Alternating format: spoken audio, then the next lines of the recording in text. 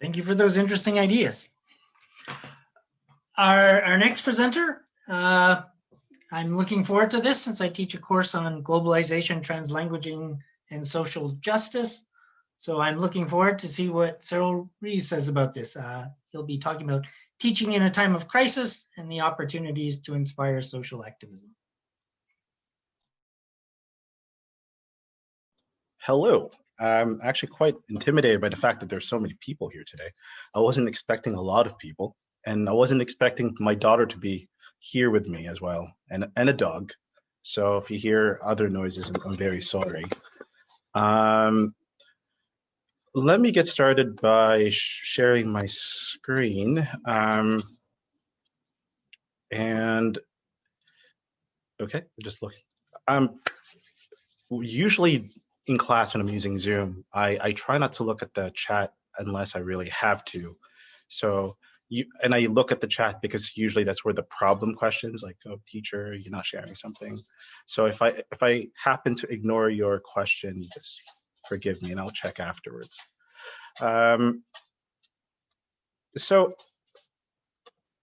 a few disclaimers. I think that I have some reservations about my talk today.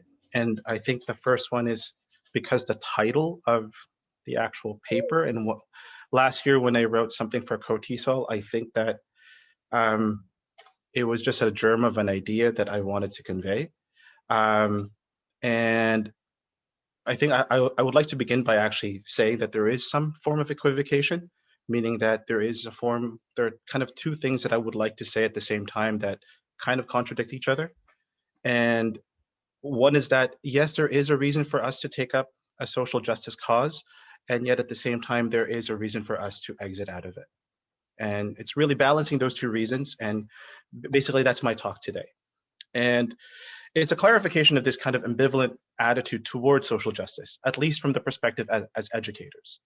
And that I would like to this talk is really a way to navigate what is kind of the moral and political contours of social justice and our role as educators.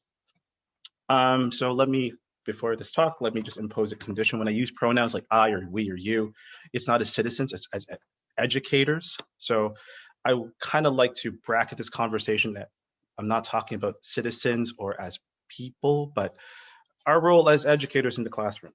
So what's our specific relationship to social justice? And with that said, this talk, again, I'm trying to separate it from what is our relationship to social justice as citizens. I think it's too big of a discussion.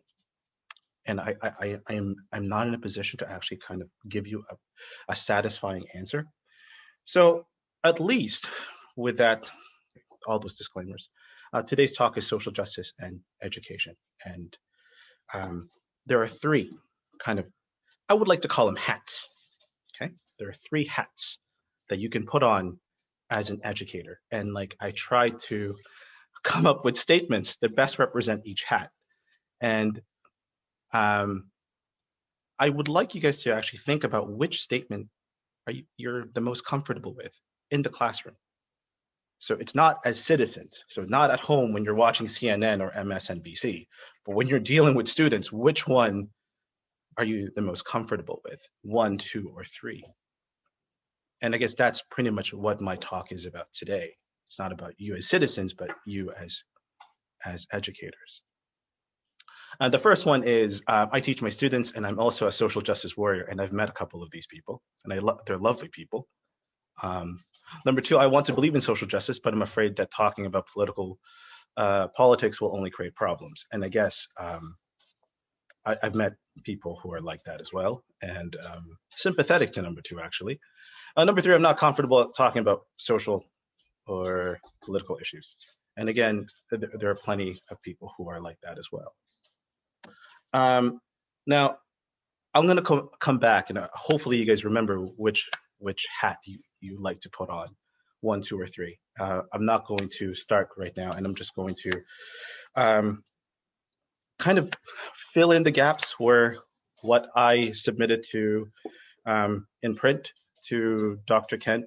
I think there were a few issues with it after I submitted it. and I'll talk about today. And really, this talk is a clarification of an elaboration of the things that I should have said in the paper in its printed form. So anyway, we'll come back to this after. Minimize my screen. There is a moral and ethical dimension to social justice, and there's a political character in social justice projects. And really, I don't think I did a good job of really defining what the moral, that's my dog, I'm sorry. There's the social and moral, the moral and ethical dimension of social justice, and distinguish it from the political character of social justice. And today's talk is a little bit about that. First, there is a difference between morality and ethics. And again, these are just kind of like working definitions. Morality is our sense of good. What do you think is good? And we can have conversations of what we mean by our preferences, our values. Ethics are a little bit different in the sense, that's my daughter yawning, by the way. It's just, what a lovely day to present. Ethics is a little bit different because it really deals with other people. Morality is our sense, our conscience, our sense of good. It's personal, but ethics must include our relationship to others. And it's rooted within a community. And you can see that, at least in a lot of social justice concerns, there's a moral element to it. Let's say, I don't want to pick I don't want to mention a social justice cause right now. So let's look at something that's more or less accepted, which is gender equality. There was a moral argument as to why women should be included, why women should be allowed to vote, why women should be allowed to work. Now, we take it for granted, but 100 years ago it was a serious conversation. And there were moral and ethical elements behind those arguments. I think this is, again, they're not so similar. That's what I'm trying to point out with morality and ethics. And in the paper, I kind of used them interchangeably. Sorry. Again, morality, it's centered on personal choice and what we can do, and our. I don't want to get too philosophical, but it's rooted within our subjective idea of what is good and requiring negotiations with our own rationality. But ethics is related to our community and thinking about others. And here where it becomes a little bit problematic, and I think this is where a lot of my talk will be kind of difficult to, really difficult to, without offending people. The politics is essentially divisive, and you might argue with me about this. You might feel, well, no, politics must be more than that, Cyril. In some ways, we would like to think so, but think about in polite conversation, it's politics and religion are the two things that we're supposed to refrain from bringing up.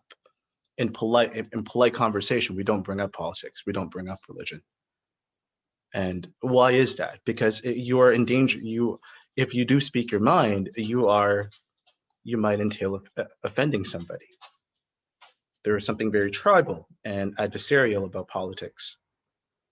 And at least a social justice project will require there is a political character to social justice projects that remain divisive and adversarial and tribal.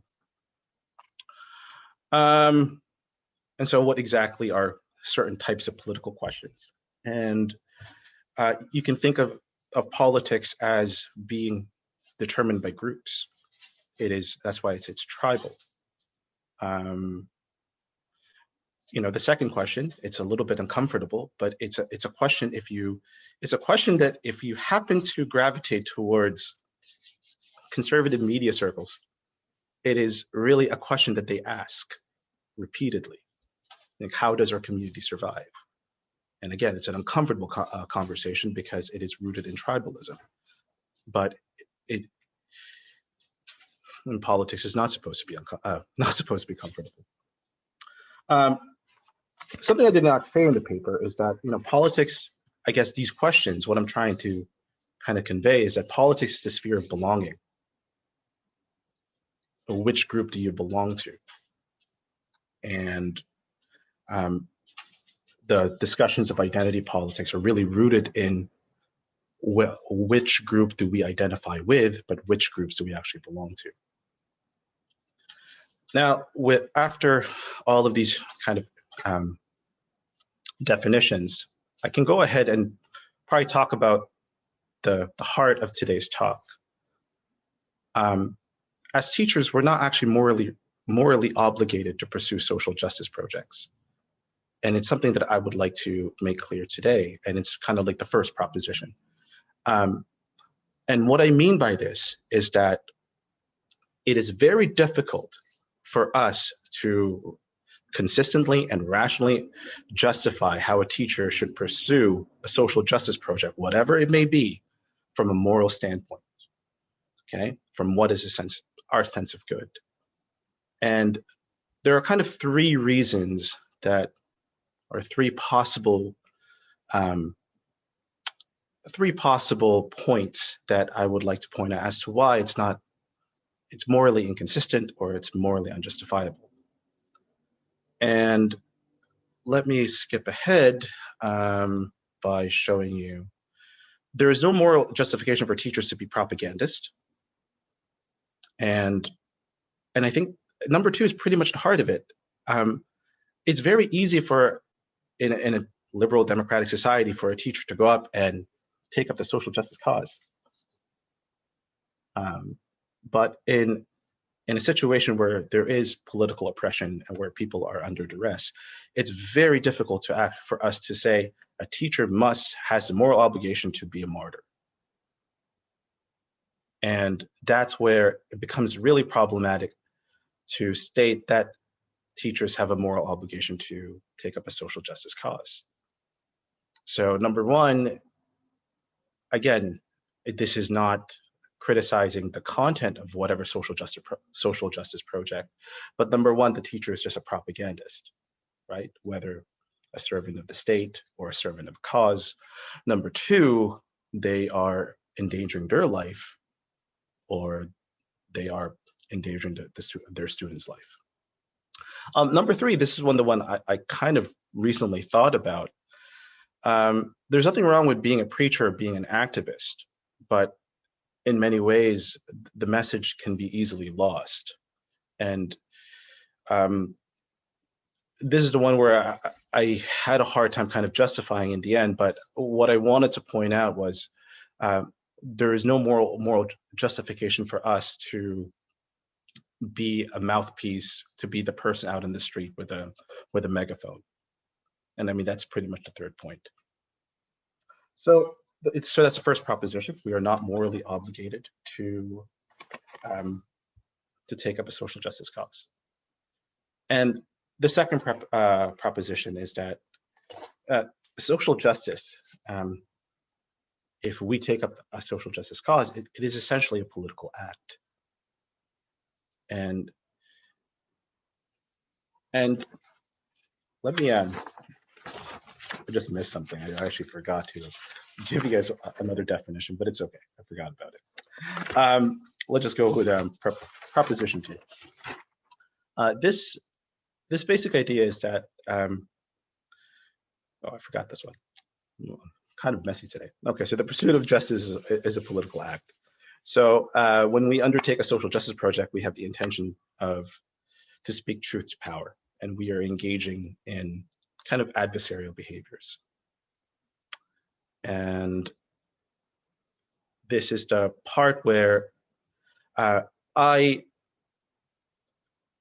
have, this is the part where I come up with like the three positions again.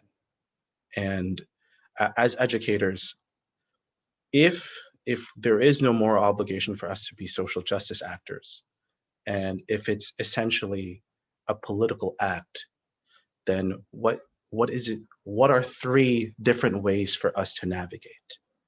So there's no moral obligation for us to take up a social justice cause. And if we do so, we are committing a political act that would bring about conflict. And I think that's the point I would like to make. You will inevitably offend somebody. It might not be in the immediate classroom, but somebody will, if they hear about, oh, you're taking up this cause, somebody will disagree with you. And unlike a moral discussion where there's a possibility of reconciling at least your sense of good, but it's a lot harder to reconcile what people's sense of belonging is. And I think that's kind of like the point that I would like to make about morality and politics. It's just, it's a lot easier to kind of reconcile moral values to a certain extent, but a lot more difficult to reconcile people's sense of belonging. And if you think about this, think of the issue of citizenship and why it's so tricky to actually, unless you happen to live in a very liberal society, the very issue of citizenship is not an easy one to reconcile, and who actually belongs in this group. So it's a thorny issue. What are 3 things that we can do? What are the 3 positions? And in the paper I talked about, I gave 3 statements, but I would like to think about them as an advocate, a sympathizer, and a skeptic. Now, hold on, let me just look at some of the two. Oh, thank you. The advocate is somebody who really believes in social justice. And in the paper, I said, that's fine, but because we don't really have a moral obligation, and because we are endangering ourselves in terms of conflict, potential conflict, that we should begin the social justice project not with our ideas, but from our students. And I make an argument, thank you, sweetheart. I make the argument that the students should be they are the ones who are supposed to start the social justice project if we happen to believe in it. And I go about it in the paper describing what the different ways. So if you really believe in social justice, then it shouldn't really start from us, because then we're just propagandists, we're just preachers, we're asking to be a martyr. The students we just provide the platform for them to express their ideas, but our job really is to listen. And I guess that was one of the things that I forgot to talk about. I just jumped ahead. Morally, as educators, it is enough for us to listen.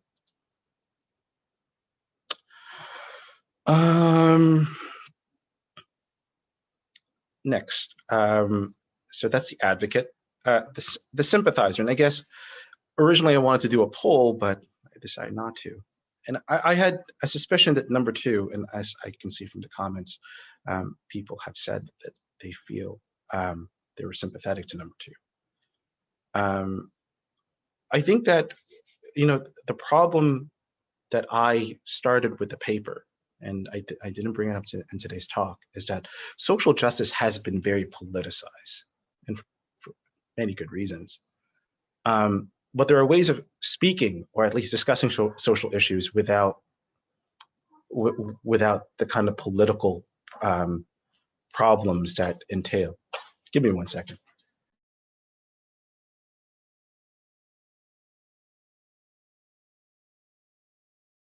My daughter just asked me if she can use her iPad. Go ahead. Just lost my train of thought. So number 2 is really a way of us to think about social issues from a more universal standpoint. And I guess trying to look at the moral character of social justice acts or social justice projects. And if you guys, I don't want to elaborate too much on number 2 right now, because I'll go to number 3 instead, because I think number 3 is the one where I actually want to spend most of my time today. Number 3 is the reasons why people will feel compelled not to talk about social justice or politics, right? And it's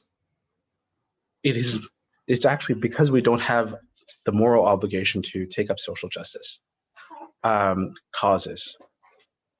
And because politics is politics is so toxic.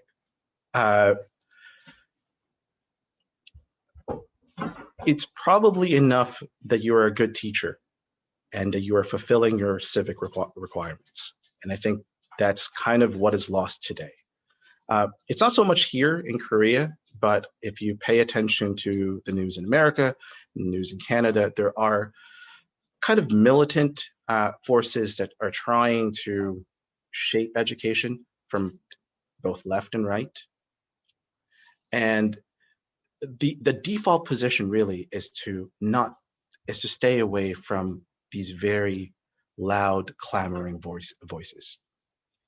It's really, really easy to kind of just stay away from it.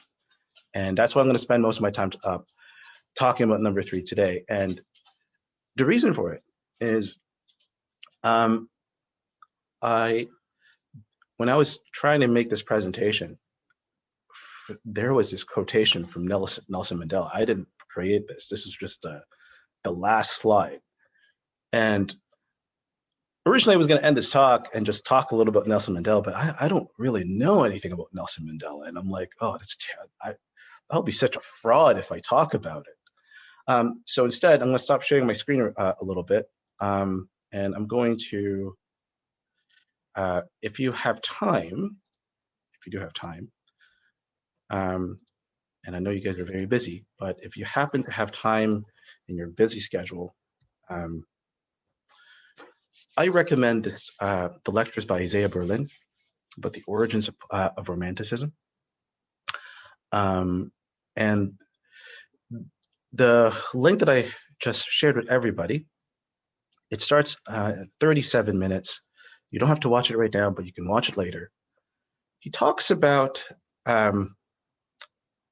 the origins of Romanticism deriving from Germany in a time of political upheaval, where people were demoralized. There was a war with France, and a lot of people died. Most of the German people were poor at the time, and they were very resentful of the French Enlightenment. The French were rich, they were educated, and the Germans were poor, and they only had their Bibles. But to make a long story short, at the 37-minute mark, Isaiah Berlin talks about there are periods in history when people are demoralized and they retreat inwardly and they start using their imagination in a way to deny kind of like I wouldn't say the dominant thought, but to deny scholarship, for instance. And what happened in Germany at the time has happened in many instances in the history where people retreat inwardly and they end up choosing their own truths. And why social justice then? Why talk about social justice when we don't have a moral obligation to it? We live in a time of disinformation. We live in a time where people can choose their own truths. And this has happened before. And unfortunately, if you look at the policies on how governments are dealing with disinformation, the only real strategy is censorship. We censor the people who are spreading lies, who are spreading false information. That's the policy. We are going to censor these people. That's fine, but if you happen to, again, if you gravitate towards alternative media, there's a denial of, well, that's fake news, what you're watching. What I am reading is true. So we live in a time where people get to choose their own facts, their own truths. And this is where we come in as educators. What is going on right now is our best strategy is censorship, when really it's our role as educators to be fair, to have this therapeutic role of helping people to believe in the truth again. And Isaiah Berlin is more or less, he's talking about romanticism, but he is, a scholar of the Enlightenment. And what's really needed right now are Enlightenment values. And what has been lost, I guess, in the last 150 years is the belief that, the truth, it shall set you free. In many ways, we live in a time where we can make our own truths. There are arguments to that. But as educators, we have a role in fostering the minds of young people to actually believe that their education will not only make them better, but potentially make the world a better place. So again, not to be a complete cop-out, not complete fraud. If you're not comfortable with the idea that social justice is a political act, there is somebody like Nelson Mandela who believed that it is a tool. It depends on what social justice cause you believe in, but it is a very important tool. I think I wanted to end a little. I didn't want to talk a lot today, so I'm more interested as to what you guys have to say. So I'm going to just summarize kind of like the main points today. There's the moral justification for social justice resides in our status as citizens, not as educators. And I think that's, well, Cyril, slavery is wrong. Why are you saying it's like, as educators, we don't have a moral obligation? Yes, you have a moral obligation as a citizen, not as an educator. Next, the reasons why a teacher advocates for social justice, sorry, I forgot, will emerge as political reasons. I forgot a word there. Sorry about that. So when you take up a social justice cause, you'll be essentially political. With that said, I wanted to end the talk early just because I wanted to hear what you guys think. I didn't want to preach anymore. And I'm very interested as to what other people think about. I should share my screen again. I'm sorry.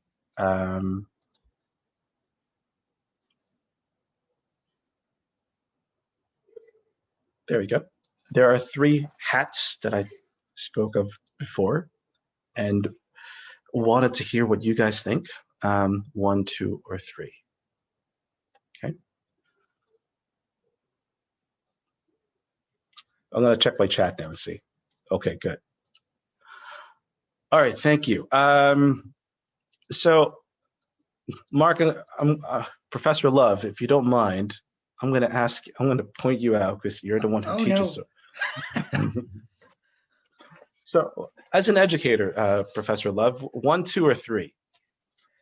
I don't fall in either of them. I would add another category between 1 and 2, because you can teach and not be I have 2 thoughts. One, the term social justice has taken on different connotations especially the last 5-10 years in the media.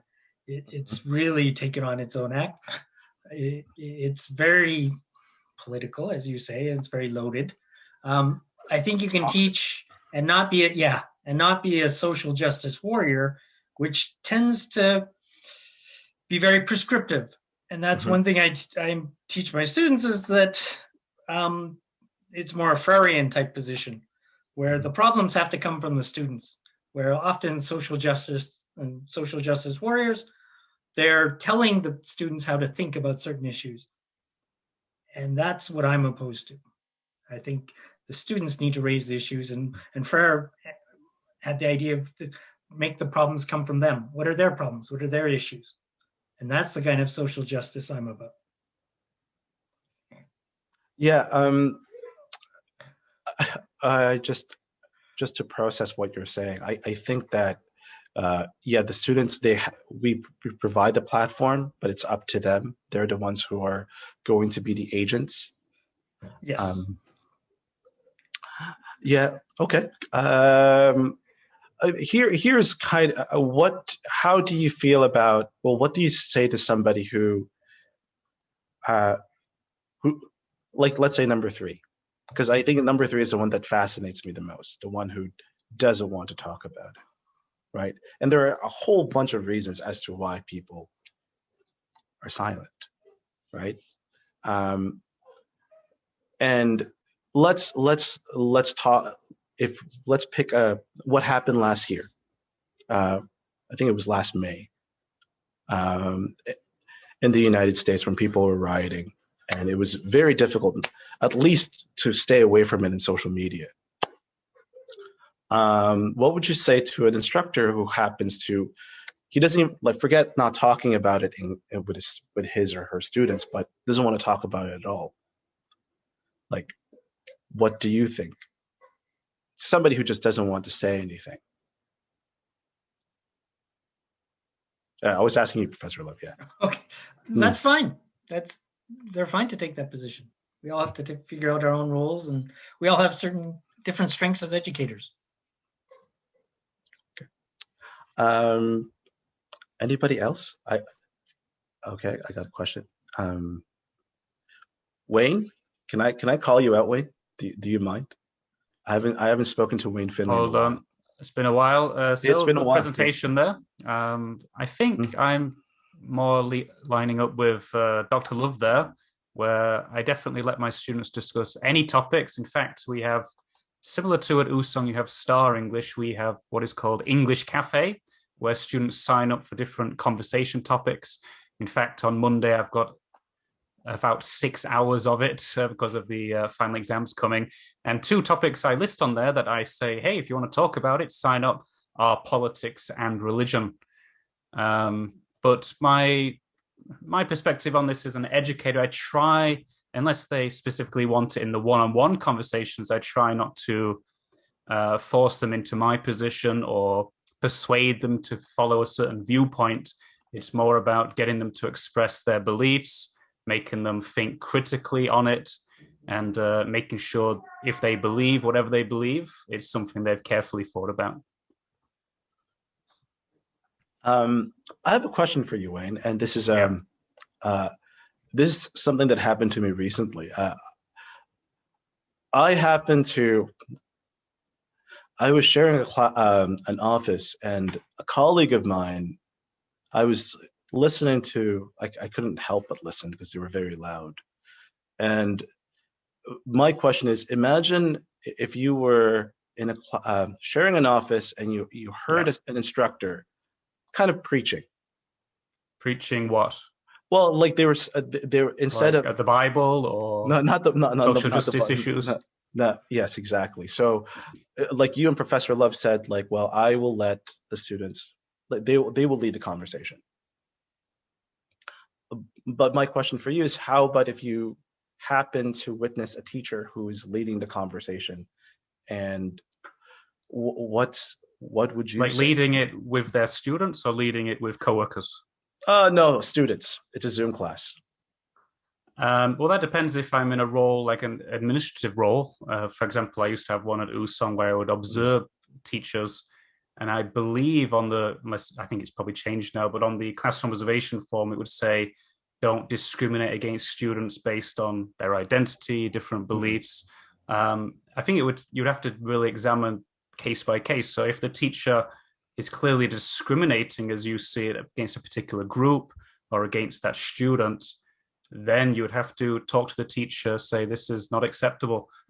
I think it's like, I have no problem talking about social justice issues, but I think as a teacher, you have to be aware that some students will have viewpoints you don't like, you don't agree with, and you cannot get emotional about that. You have to say, well, maybe at this time in their life, they don't quite fall into how you think as a teacher.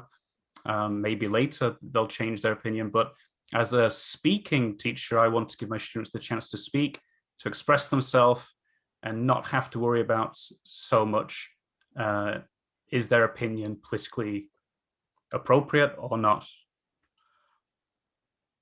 The reason I mention this is because I think that, you and Professor Love, and I think I mentioned it as well, there's the teacher thing to do is to let the students speak. I bring up this example because I happened to, the teacher was very loud. So for like 20 minutes, and it was loaded with political opinions. And I knew what the teacher wasn't doing anything wrong.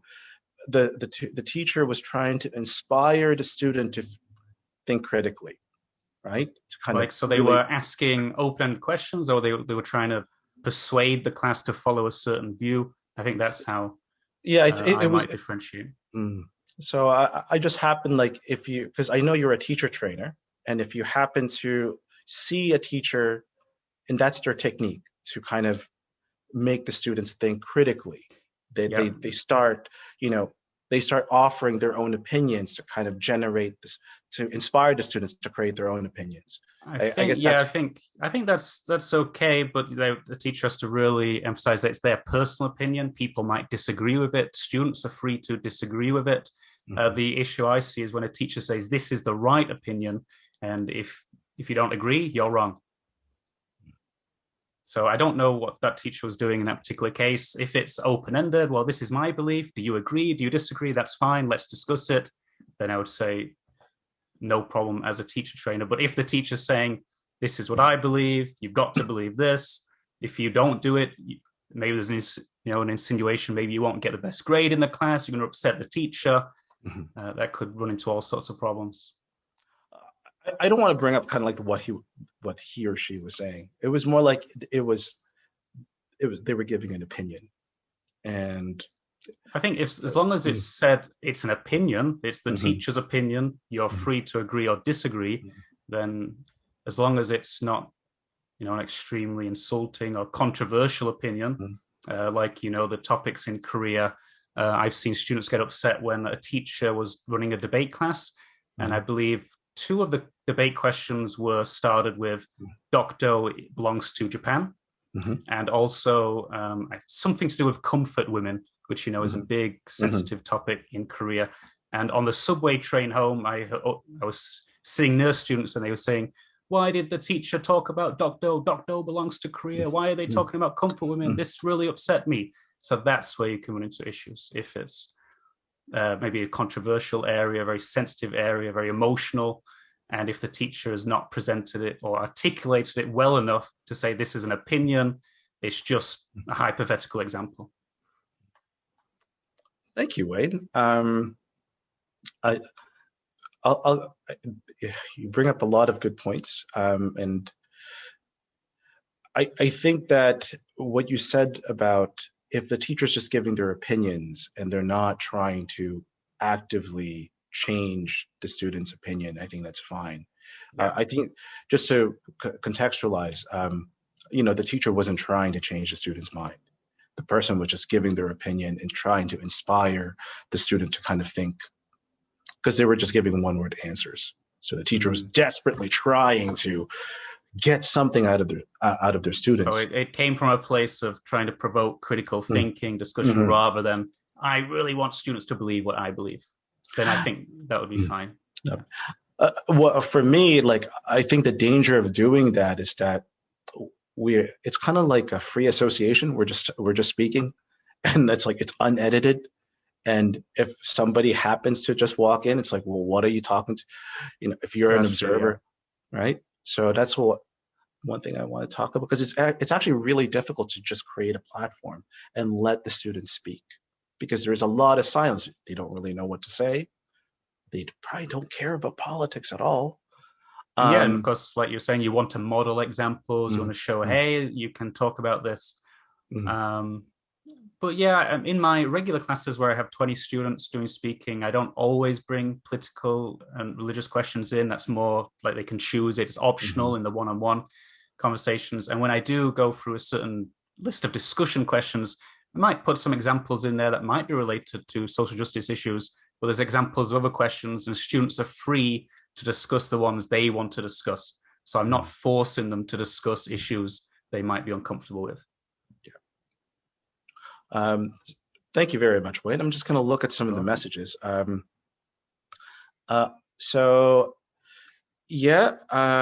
Jessamine Price, I think you're right. It's people.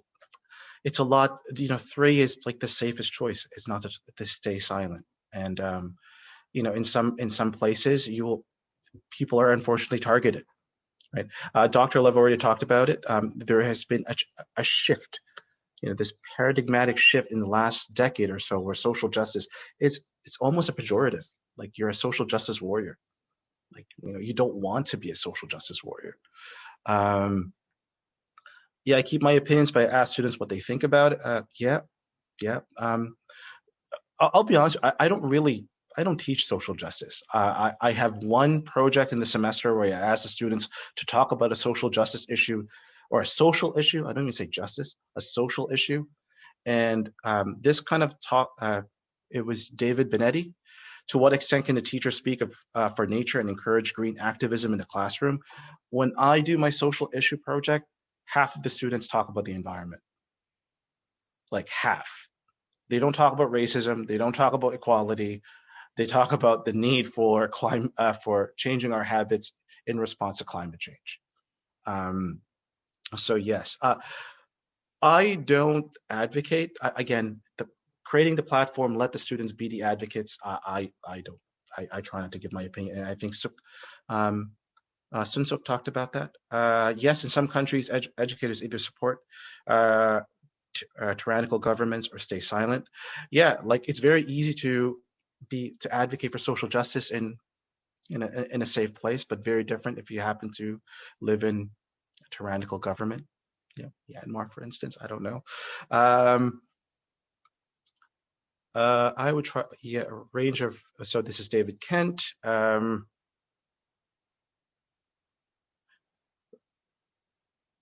think creating a spectrum of opinions, I think that's a really great way of showing, again, different positions. And I think something that I would like to try, maybe, and especially a very contentious issue. I find if there is one thing that's contentious, kind of a social issue that has been contentious in my classes, is gender in Korea. I think it's recently, especially in a class where there is an equal number of men and women. It's something that maybe I would like to try, creating a spectrum. Okay. Dr. Love, I think it's 1:30. I think how are you for time? We can wrap up if you'd like to. I think I'll see if the next speaker's ready to start early. Let me just check the time. I forget. I'm sorry. We were supposed to end at 1:40, but you can end if you want. We might take a. We'll find it. Randa, are you ready to go, or would you like a quick break before you start? Or sorry, Cyril. Okay. Sorry for interrupting. Cyril, did you want to do something first? I might have misunderstood. No. I was just checking for time, and then I'll field like one or two questions, and then Ms. Wu can start right afterwards. Wellness break wouldn't hurt. I think people have asked for a break. Okay, you know what? I'm okay with that. Thank you very much for. Again, I was a little bit apprehensive by the number of people here today. I thank you very, very much for listening to me. And if you guys have any questions, I'll send you my info. You can send them if you want to talk. If you happen to vehemently disagree with me, you can send an email. And yeah, thank you.